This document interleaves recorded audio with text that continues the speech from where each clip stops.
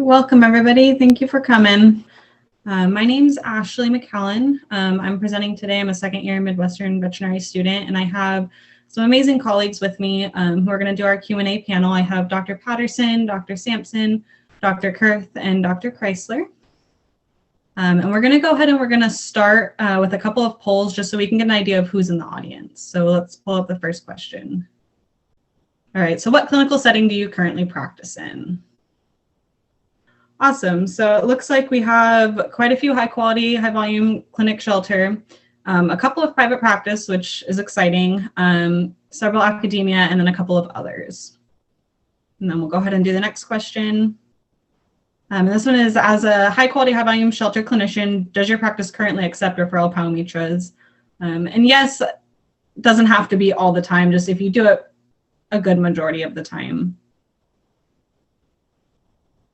Okay, awesome. I'm actually really happy to see that spread. It looks like about 41% of you guys do already accept them, and 28% are sometimes, and then 31% are not accepting them. So that is nice to see that it is something that is done. So we'll go to the last question. This one, as a private practice clinician, does your practice currently partner with high quality clinics to refer pyometras? All right, so it looks like most of 63% said no, and then yes or sometimes was about 40%. So hopefully by the end of this presentation, we can open up the minds and we can try to partner up a little bit more. But we'll go ahead and get started. Let me share my screen. I'm presenting on Pyometra Management Practices in the high quality, high volume spay-neuter environment. And a little about myself. I did say I was a second-year veterinary student at Midwestern. I do have interest in shelter medicine, public health, and then access to care for underserved communities. I also am going to continue researching how we can help high-quality, high-volume spay-neuter and private practices partner to improve access to care. And then I just wanted to mention my mentor, Dr. Chrysler. She is an associate professor of shelter medicine and epidemiology at Midwestern. She's been great with helping me get this research going. And then a little bit about the background of our study. This was a summer research project sponsored by Boehringer Ingelheim Veterinary Scholars Program last year. It was an awesome opportunity, and I look forward to doing it again this summer. The purpose of our study was to identify pyometra management practices in the high quality, high volume spay-neuter environment. And we were really looking at these clinics' availability and suitability as a potential referral resource. And then to gather data, we had a 35-question survey, and we wanted to understand the current management practices for pyometra in the high quality, high volume spay-neuter environment. We really targeted clinics that performed these high quality surgeries of shelter and or publicly owned animals. And it did not matter if they actually perform pyometra surgeries, we just wanted those clinics that perform the high quality surgeries. And then since this was done in the midst of the COVID pandemic last summer, we did ask that we got data from the previous year, so from 2019, so we had normal-ish data instead of the craziness that COVID brought and still brings. And then our study was a predominantly descriptive study. We did have some comparisons. We did look at median values for the cost of pyometra surgery between types of clinics and the estimated % survival between presentations. And if you want to know kind of more details about the statistics behind that, my mentor, Dr. Chrysler, is more than happy to discuss that. And then we had free response questions. We had quite a few, actually, and we did qualitative analysis, and two of the authors, me and another author, found predominating themes in these free responses, and then we categorized them based on those themes. And then looking at results, so this survey was run from June to July last summer, so of 2020, and we were able to get 118 respondents. And the majority of those respondents were associated with a shelter. And those clinics, most of them tended to be fixed clinics, so they weren't mobile, they weren't moving around, they were where they were to stay. And then kind of our demographics, we had a pretty good spread across the country and metropolitan areas there. So everyone from everywhere kind of gave us an answer. And then this slide right here is this slide kind of hones in on what we were looking for with this study. 86% of clinics reported that they chose to treat non-incidental pyometras. And of these clinics that chose to treat non-incidental pyometras, they almost all accepted pyometra referrals. And almost more importantly is the majority of these clinics were able to see them the same day or the next day. So they're able to treat these pyometras when they needed treatment, and not, we'll get to it in 2 weeks when treatment may still be beneficial, but isn't as beneficial as treating it same day or next day. And now we'll look at some graphics. This first graphic is our cost comparison graphic. So I'll first orient you to what the graphic is telling us. So we have a box and whisker plot. On our x-axis, we have our 3 different types of clinics. So high quality, high volume, spay and neuter, private practice, and emergency. On our y-axis, we have cost of pyometra treatment ranging from $0 to $8,000. And to understand what this box and whisker is showing, our top line of the box is our 75th percentile. Our bottom line is our 25th percentile. This horizontal line here is our median. Our whisker up here is our max value. This one is our minimum value. And then all these dots you're seeing are just outliers. And so what's important to notice about this graphic is most clinics, high quality clinics, did charge a fee. So they weren't doing this for free, they were charging a fee. And this graphic shows us that these high quality clinics had a significant difference in cost from our private practice and emergency. They were significantly cheaper. And so that is noteworthy because cost does become such an issue when it comes to treating pyometra. So this graphic is our graphic looking at our estimated survival based on how they present. So we looked at both mentation and ambulatory status. So on our x-axis, we have BAR, QAR, depressed, or obtunded. On our y-axis, we have percent estimated to survive. And I'll just orient you to what these numbers mean. We have the 76, the 20%, and the 4%. We had asked a question. We wanted to know, of all of your pyometra patients that present, what percentage of those present in these 3 different categories. So they said 76% of all pyometras are BAR, QAR, 20% are depressed or non-ambulatory, and then 4% are obtunded or lateral. And then this number here is of those that are presenting within that category, how many are surviving? So we see that 100% of the 76 presenting BAR or QAR are surviving. And then 95% of the 20% in the depressed or non-ambulatory category are surviving. And then only 20% of the 4% presenting obtunded or lateral survived.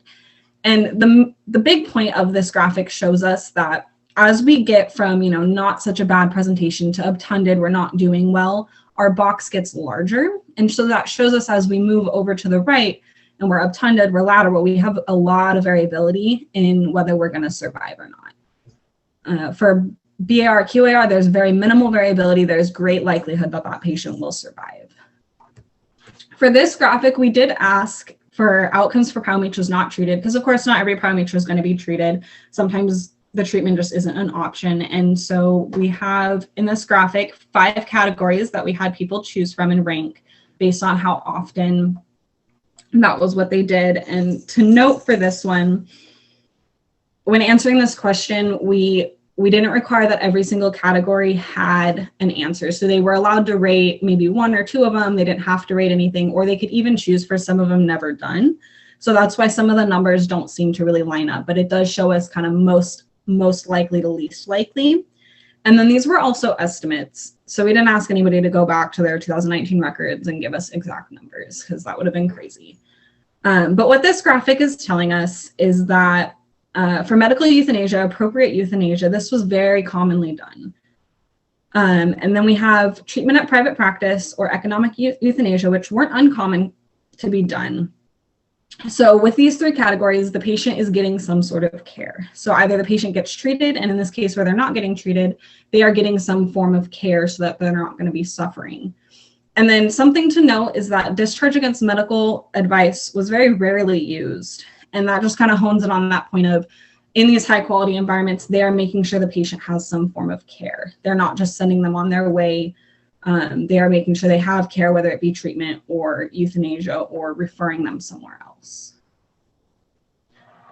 And then the last graphic we'll go over, we did ask about protocol for a textbook pyometra case, kind of what they commonly did preoperatively, intraoperatively, and postoperatively. So I will read the textbook case we gave them so that, where they oriented themselves when choosing these. So we defined it as QAR, intact, 10-year-old female dog with malodorous vaginal discharge, 5% dehydration, elevated temperature, no previous diagnostics or treatments before presentation, removal of the intact uterus en bloc, and uneventful recovery. And so this first graphic we have these are horizontal bar charts, and we have our percentage of how often it was done and then our categories of the procedures. Our first chart here is our preoperative chart. And so you see that IV catheters and fluid resuscitation were very commonly used. Blood work was used maybe a quarter of the time, and even less so diagnostic imaging was used. Moving over to B, this is our intraoperative procedures. We have very commonly used, we see pulse oximetry and perioperative antibiotics used. And then coming down to C, this is our post-op procedures, and we see that antibiotics and pain medication is very, very commonly used. And then something that's noteworthy on here is we have hospitalization for remainder of day. And so about 60% of patients were hospitalized, which is, we expect to hospitalize patients, but there's 20% of patients were not hospitalized. They had their procedure, they were done with their procedure, and they went home. So that is something just to note, that some of these patients do go home right after the procedure, and from the data, it seems that most of them are doing fine. And then we wanted to know as well how disruptive is treating a routine pyometra, because I know from my personal experience working in private practice as a technician is having that pyometra come in, it can be really disruptive. So in the high quality environment where all they're doing is surgeries, we wanted to know, is it disruptive? And we found that it was minimally disruptive. Most said that it was mildly disruptive, many said not at all, and nobody said it was majorly disruptive. And we also found that almost everybody, so 95% of the respondents said that they had the resources needed to treat pyometras.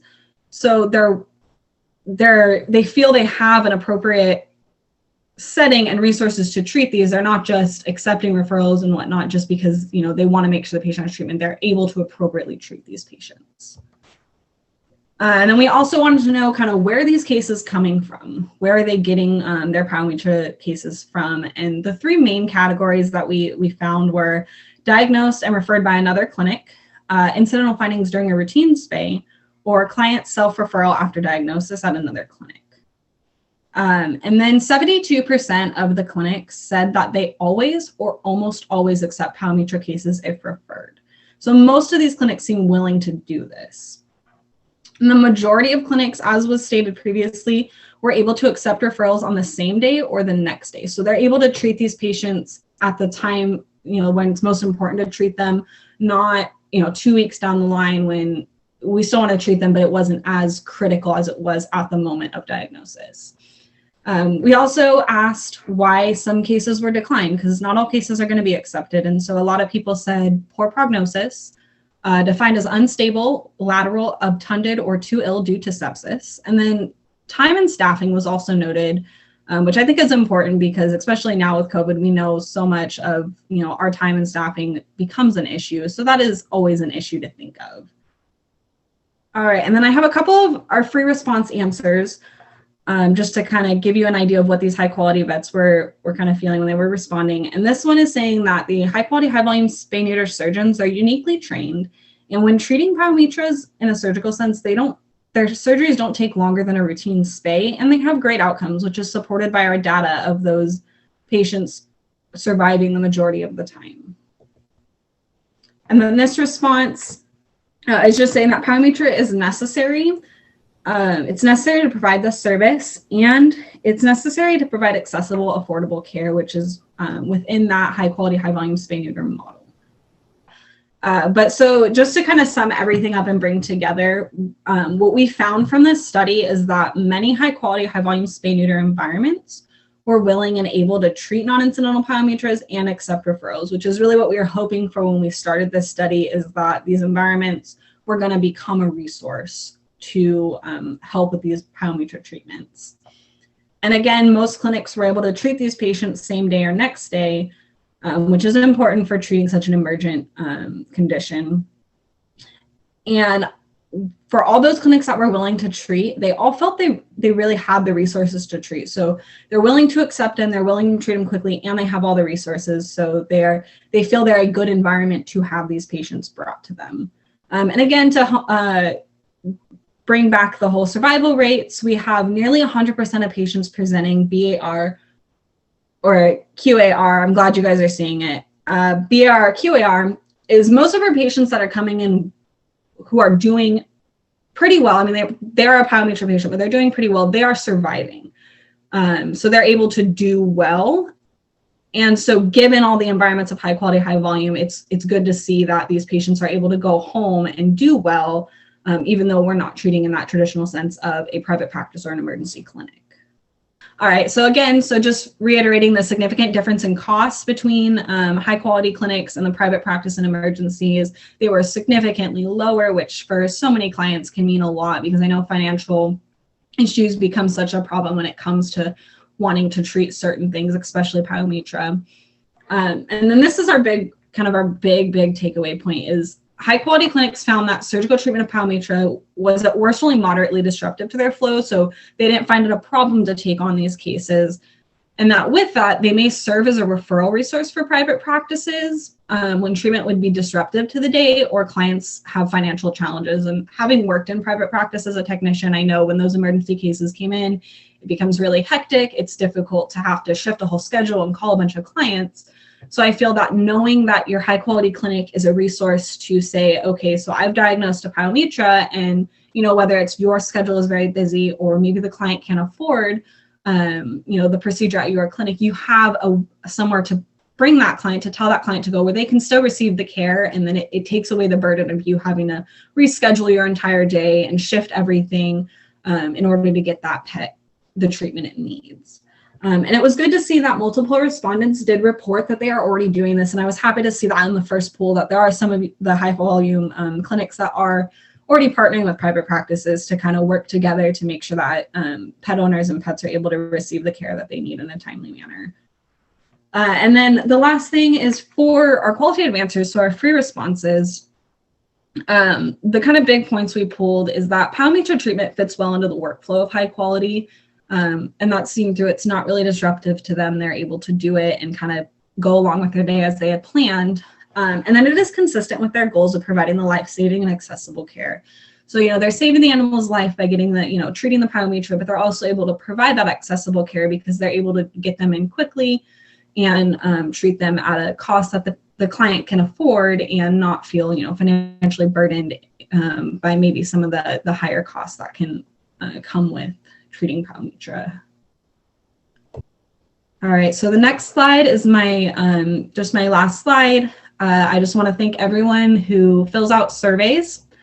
I fill them out whenever I get a quick one, but I really, really want to thank everyone who fills out surveys because it is so important to gather data. I couldn't have done this project without it. I do have another project coming up this summer that's going to look at the private practice side of Pyometra management, so keep an eye out for that survey. And I'm happy to say that my manuscript was accepted to topics in companion animal medicine. And if you would like a copy of it, please, please, please feel free to email myself or Dr. Chrysler, and we're more than happy to send you a copy. And then we'll go ahead and move into questions. So I'll stop sharing my screen. And we did have one question come up in the chat. Was there any open versus closed prognosis? This is from Jan Breach. I would say we didn't specifically have any questions that asked, do you feel like open versus closed has different prognosis? And I know I had looked through the literature for some things, and it wasn't kind of what we were looking at in the study just because we wanted to know pyometra in general, but I do know that there is different prognosis for an open versus closed. And that could be something we can always look into later once we get through, looking at private practice and as they go to see if there's any way to find out more about that and find out if that does make a difference, especially in like the high quality setting where they, do things slightly different than private practices. And I think it's important to note that there's no validated method for staging a pyometra that we were able to discover. So we went with sort of the mentation plus ambulatory status as sort of a practical one that we've sort of seen on the ground, but hopefully that could be maybe part of a future work to develop a standard for staging. We have a couple of other questions. Somebody's complimenting you on your very professional presentation. Well, thank but you. they missed the first part. The question is, what does the average Pyometra surgery cost in practice versus high quality Spay-Neuter? So I don't have the exact numbers in front of me, but I know that our average for high quality, for dogs, it was about 200, and for cats, it was about 125. And just thinking off the top of my head, I think that for private practice, it was upwards into the and to note on that, those estimates for private practice in emergency, those were given to us by the respondent. So they were just like estimates of what they felt their community charged. They weren't like hard numbers. But I think for private practice, it was maybe like $600 to $900 was the average. And then emergency clinics went well into the probably $800 to $1,200. And those, I want to say, are just averages, but there was a big difference in kind of what they charge. And I know that some of those charges are kind of differences in protocols. And so like private practice emergency will do different things than high quality, but as the study showed, I mean, what high quality does, they are getting really good outcomes. So for the details, so we asked respondents to give us an estimate, as Ashley mentioned, of both the low and the high end, and then what you saw on the graph was the mean of the high and low end combined. So you're correct, Ashley, with what you recall for the median cost for dogs and cats in the high quality, high volume environment. So the median cost for, we asked for medium-sized dogs, since we know that the cost for dogs can vary by the size. So we asked sort of for a medium-sized dog, and that median was $200. The interquartile range on that was 125 to 300. And then for a cat, you recalled correctly, it was 125 for a cat with an interquartile range of 58 to 200. So then what they estimated for private practice was on the low end would be a median of $600 with an interquartile range of 500 to 1,000. And then sort of on the high end, they thought that might go up to maybe a median of $2,500 with an interquartile range of 1,200 to 3,000. And then finally for the emergency clinic, on the low end, the median estimate was about 1,600 with an interquartile range of 825 to 2,000, and then the high end, they estimated a median of 3,500 with an interquartile range of 2,500 to 5,000. So, so quite a lot of difference there between them. Moving on to some other questions in the chat. Dr. Julie Levy, our TNR clinic sees a few incidental pyometras at each mass clinic. We spay and give 1 dose perioperative Baytril and Covenia and wish them luck. What are others doing for TNR? And somebody says just Covenia, thoughts and prayers. Looks like most people do that. Covenia, sub-Q fluids. Any comments on that from our panelists? I would say, Dr. Patterson, do you do anything different than what was mentioned? No, we would just do sub-Q fluids and a shot of Covenia as well and send them on their way. Do you typically send them home right after surgery? Yes. Okay.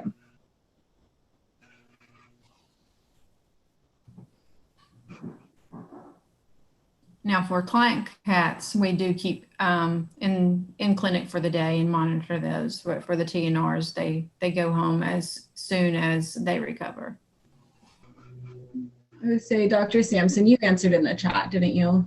I did, but I can speak a little bit here. So we see a large number of TNR SNRs through our clinic.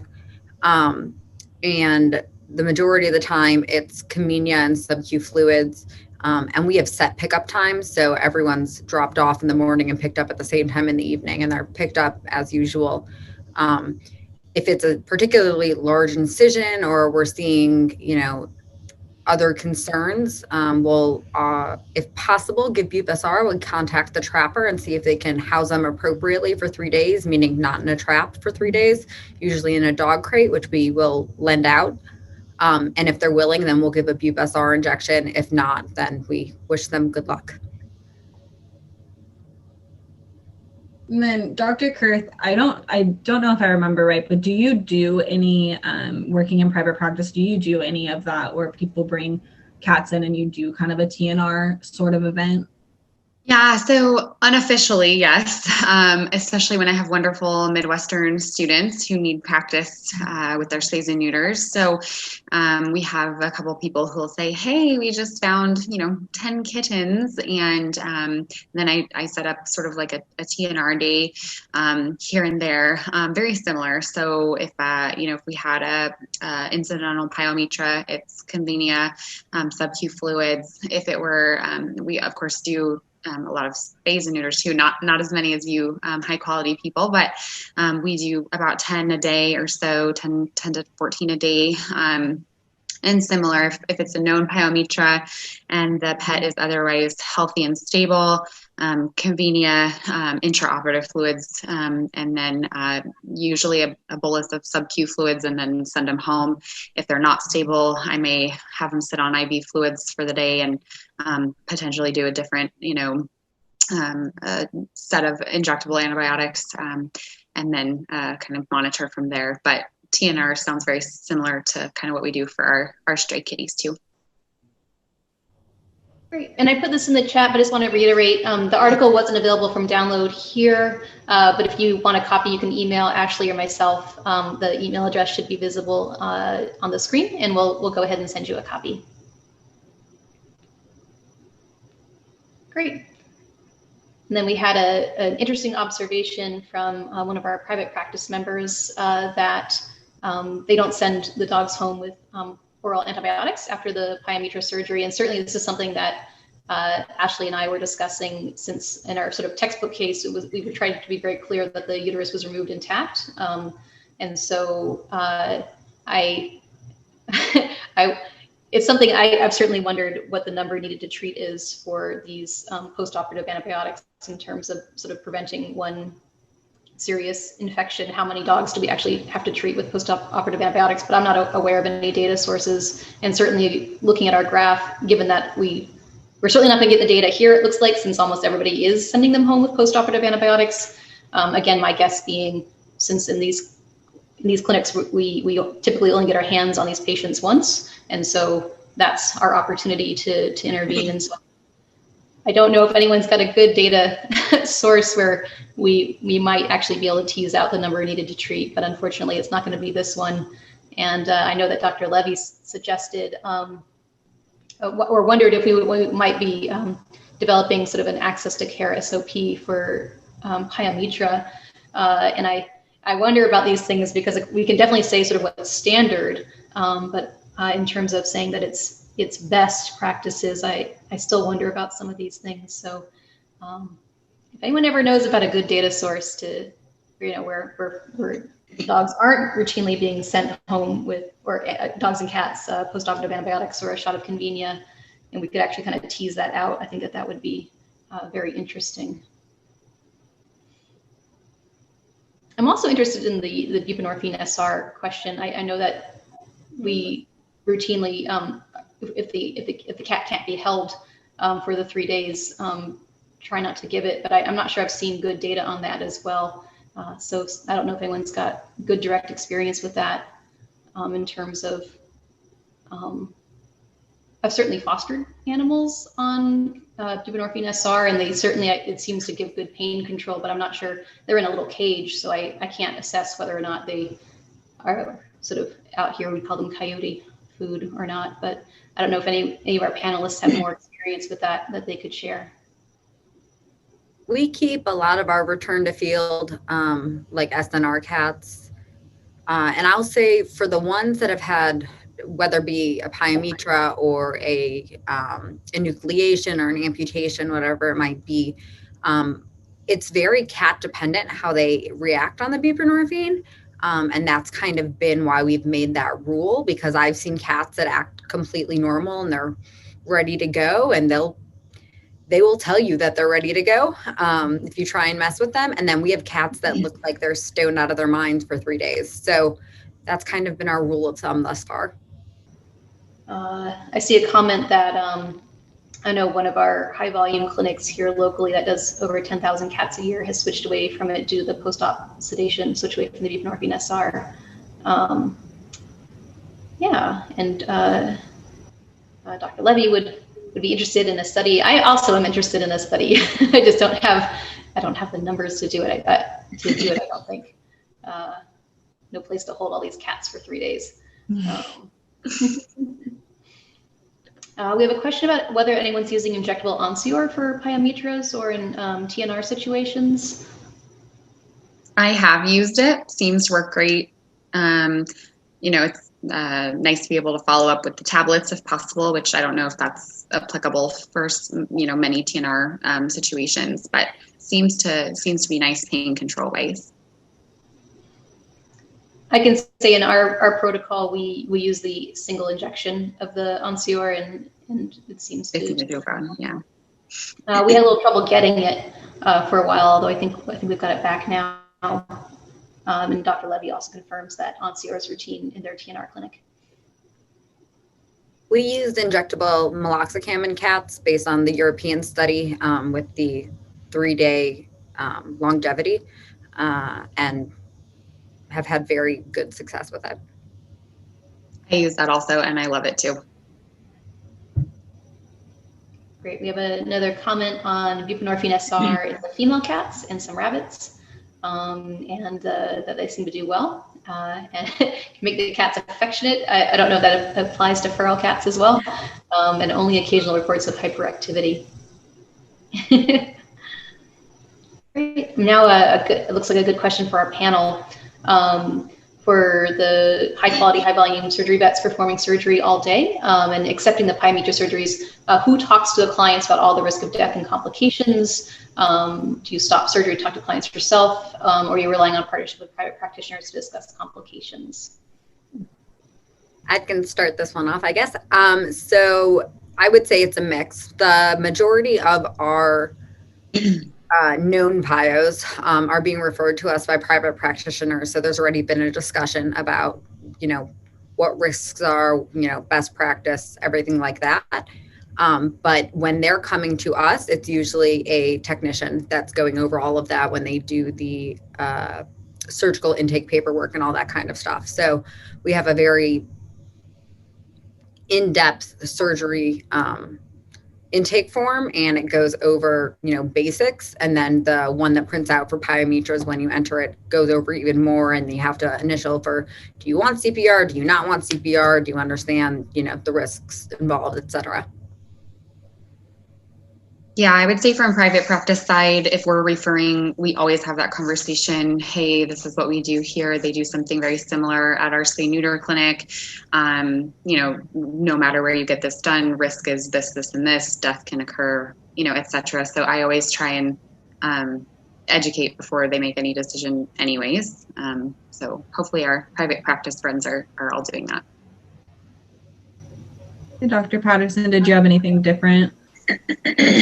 No, that's typically how it's handled at our clinic as well. We hope that if it's being referred to us, that the referring clinic started that conversation, and then our technicians continued the conversation once the patient has arrived at our clinic. So we like to have a collaborative relationship with the referring hospital. So. Yeah. And I would just want to add to that, when we looked at sort of the source of the pyometra, the non-incidental pyometras that were coming in, very few clients had self-referred. So most of these clients know what's wrong with their animal and know it's pretty serious, and they're not coming to the high volume clinic completely naive to the situation. I think that's probably helpful. If this starts to change, if clients start to self-refer more, just I guess knowing that there's something wrong with their dog, that might change, I think, the quality or require a change to the conversation. But in my experience, clients arrived knowing this was a pretty serious situation, and So I think that helps to streamline the conversation. Let's see. And then we had a little bit more stuff in the chat. Dr. Levy mentioning that Symbadol did not work well in their TNR clinic, even at a half dose, and they were seeing hyperthermia and agitation or profound sedation. So that I'm not sure. I don't think we've never used Symbadol. Anyone have any experience with it, I guess, with this type of population? We switched to it very Symbadol. We don't use it for this type of situation. We use it for other things. So. I wonder if it's Symbadol plus cats that are not particularly social. I wonder if that together might be the problem. Let's see. And then there was a request for more information on the meloxicam study, Dr. Sampson. Yeah, I'm literally searching right now for my copy of it. Then we will move. Let's see. We have a report about still at a much lower dose. Dr. Getz, how much lower? What is much lower in this context? But they're happy with it at 0.04 mg per kg. Yep, and definitely having issues with the kittens that aren't old enough for NSAIDs. And then there's a great question here about who addresses postoperative complications. So Dr. Patterson, I don't know if you can. Yeah, I was going to say at our clinic, we would see the patient back. If there was a post-op complication, they would come back to see us. So if we performed the surgery, they would come back to see us at our clinic. So I assume that would certainly be the case for you, Dr. Kurth. Yeah, I was going to comment. I mean, we always see our own surgery rechecks, of course, and then if we have referred anybody to same as if I referred to a specialist, right? Any surgical recheck, we're happy to see. We try and be super open and flexible, and we realize that spay-neuter clinics are doing spay-neuter things a lot. So, yeah, they're welcome at our clinic too. Great. So maybe some opportunity for partnership. I know that clinics do see their own sort of surgical rechecks, but I imagine if this wasn't a problem with the incision and it was sort of like the dogs ain't doing right at this point, but no clear, surgical reason, I suspect that we would much rather that you saw them. Right. We do the same. We see post-op. Every surgery goes home with the discharge instructions that do have the numbers for all the emergency clinics in the area, but we do handle our own post-op complications. We do have another question. So if a dog was already not doing well before surgery, would the high quality, high volume spay-neuter clinic see it back for post-op issues that were not incision related? So I'm going to be a little bit different in this, but both my shelter locations have full service clinics or veterinary medical centers associated with them. So we will see them for any issues. We really don't see many with pyos, to be perfectly honest. So it hasn't been much of an issue, but yes, we would of course see them. We actually did a pyo dog referral this morning. And she's already up and bouncing around and she's going to go home tonight. But if they called tomorrow and said, she's lethargic, she's not eating, she's not herself, we would absolutely get her in for a same day appointment. Okay. Dr. Patterson, anything you would add to that? Well, my clinic is a little different because to be a patient at our clinic, you have to be spayed or neutered. So that dog would not qualify to be a patient at my clinic unless it was spayed or neutered. So that particular situation couldn't happen at my clinic. It could come for the pyo because we would address the pyo and spay the dog. So if it was sick for some other reason, technically it couldn't be a patient at my clinic. Just a stand that we take at the SPCA that we only see altered patients. It would be difficult to treat that particular patient if it were sick for some other reason, if it was not altered. So that would be a little tricky in that aspect. So our clinics are actually the same. We only see altered pets or pets on their way to being altered, waiting for vaccine boosters, et cetera. But once we've done the spay for the pyometra, we consider them as spayed and will see them through the clinic.